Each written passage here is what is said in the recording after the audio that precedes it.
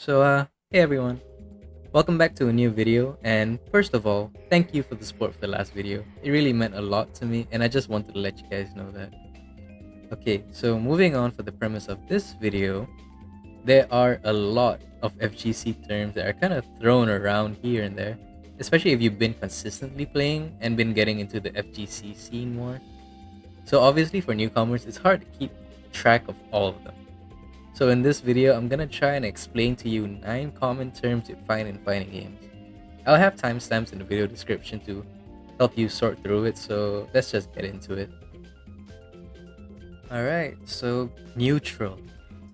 So this may be the most common term that you hear as you play or watch any FGC content, because this is one of the core gameplay components in any fighting game. Now it does go by another name, and that's footsies, but don't worry, it's still essentially the same thing. How does neutral work? In easy terms, it's the calm before the storm, and as in it's the part of the game where both opponents are not in each other's range, and generally would just kind of throw projectiles like bait something or like go back and forth in each other's range to like kind of bait out a punish, kind of like the very edge of Akuma's forward heavy punch like this. So you can get something like that. That's the term as I understand it, but to make it kind of easier to understand, you know when you see boxing matches and street fights, and there's a point where they both kind of don't do anything to like take a breather? Yeah, that's essentially neutral. Okay, so notations are a little easier to understand because in something like Street Fighter, it is quite straightforward. Street Fighter has 6 attack buttons, and that's light punch, light kick, medium kick, heavy punch, and heavy kick. And the motion inputs like quarter circle forward are easy enough to read and understand. So if you see something that says QCF.P, then that means quarter circle forward punch. Basically projectile, like Hadokens. Where it gets a little harder is in anime fighters. And for example, so you can still use the motion and notations here, but button-wise, it's different, as it will be with a lot of different fighting games. In Guilty Gear, you have punch, kick, slash, heavy slash, and dust. So it's already quite different from Street Fighter, but I won't get into detail here.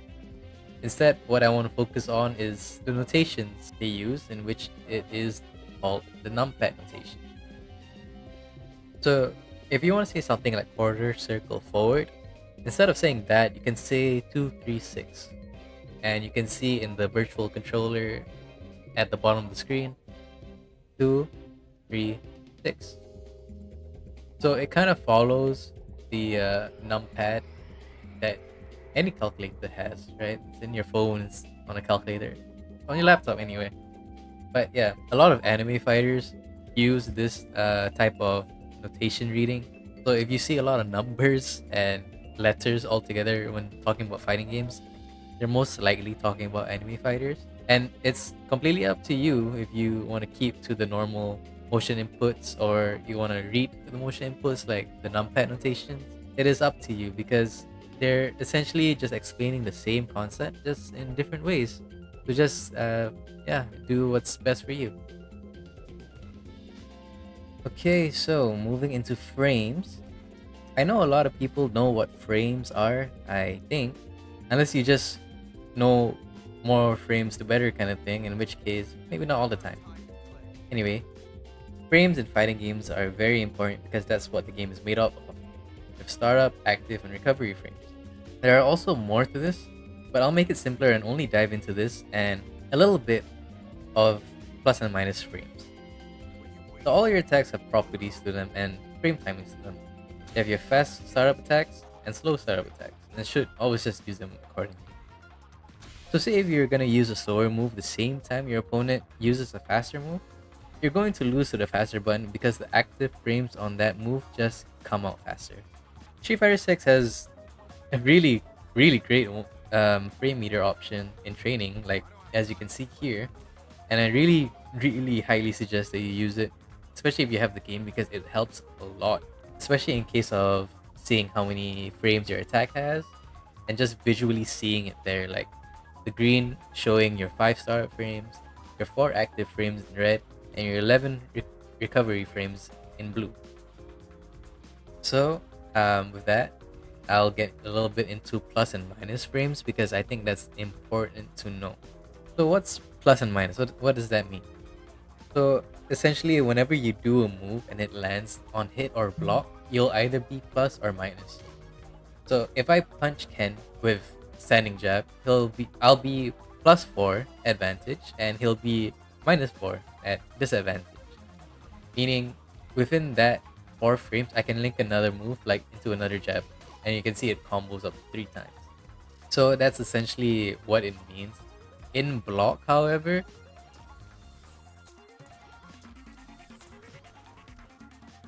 if he's blocking and I jab him, I'm -1. So if he jabs back the same time I jab, he's gonna win because that means his jab comes out 1 frame faster. So try to learn what your plus frames are because that really leaves you in a good place if you're pressuring your opponent in the block string. And try to not do too many minus moves. Essentially anything that's around -5 below is quite safe. I'd say -6 below is quite safe. But anything higher than that, you are just forced to block, or sometimes even higher, you can just get really punished terribly with like a big combo from your opponent. So yeah, just keep that in mind. Alright, so relating back to frames, we have Meaties.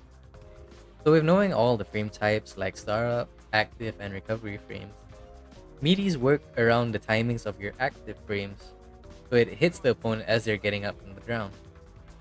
Basically, when you do your combo and knock them to the ground, you're basically able to do anything before as they're getting up, and if you time your attack just right, in which the active frames connect right as they're back up from the ground, your opponent is forced to block it or get hit for trying to press.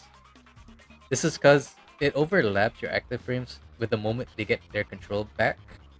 So knowing this can really help your offensive capabilities, and doing this also can make certain moves more plus on block if you time it really well. So for example, I have Ken set to block after first hit, like that, yeah. So you can see that my standing heavy punch is -3, but if I do it as a meaty,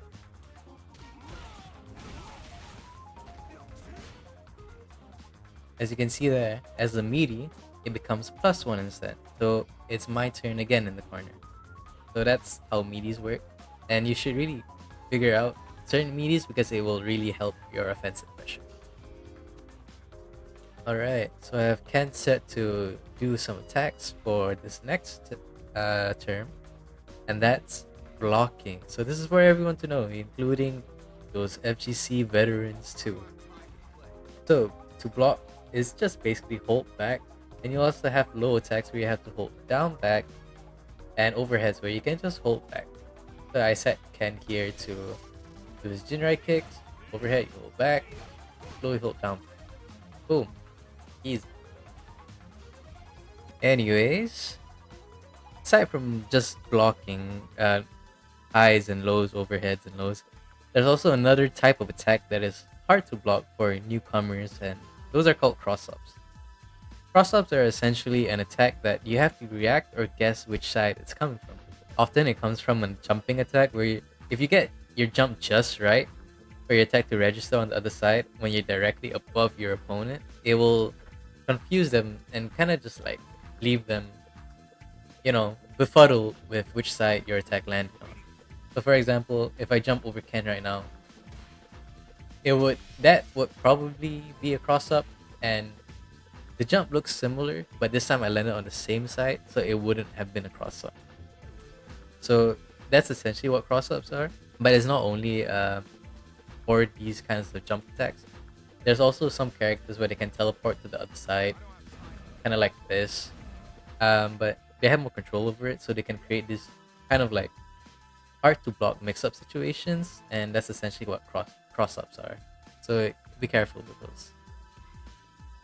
Alright, so BPs are something I've touched before in my previous video, which by the way, you should check out and kind of support that one too. Are reversal attacks that can have invincibility frames to them. So, like Shoryuken is the most well-known DP.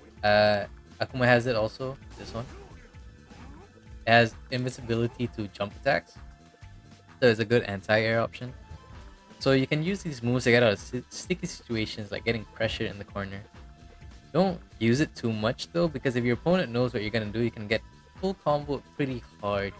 So if I set Ken to throw into like jab like that, if I DP there, if I DP here, see it punishes it and I don't get hit by the jabs. So good defensive option, don't use it too much. So next one is throw techs. Throw techs are basically another term we use for throw breaking. And you cancel out your opponent's throw by, well, inputting throw as well.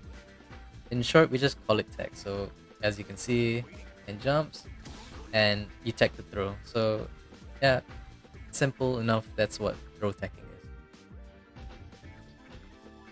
And finally, for this list, we have shimmy. Shimmying is something that maybe you've seen or even done without knowing, but it's when you want to call out your opponent's throw by moving in and out of the throw range and like punishing it accordingly. It's a simple enough tactic that I think you should incorporate into your gameplay, especially if your opponent knows how to tech throws. So I'll have Ken set to normal throw when he wakes up, right? So I throw, he wakes up, he's gonna throw again. So I can't throw loop him, you know? If I shimmy, it's a combo and he gets punished and yeah, yada yada yada. So yeah, it's a good tactic to have in your arsenal, and yeah, it's good to know how to shimmy. Okay, that was a longer video than I thought. I really hope this helped you guys understand some of these FGC terms that you might have seen or heard when playing fighting games. And I really hope that this video was helpful. And again, I have to thank you guys for the support. Please like, comment, and subscribe. It really helps me in the YouTube algorithm a lot. So hopefully we can get more people, new people, to get into fighting games. I appreciate you guys and thank you.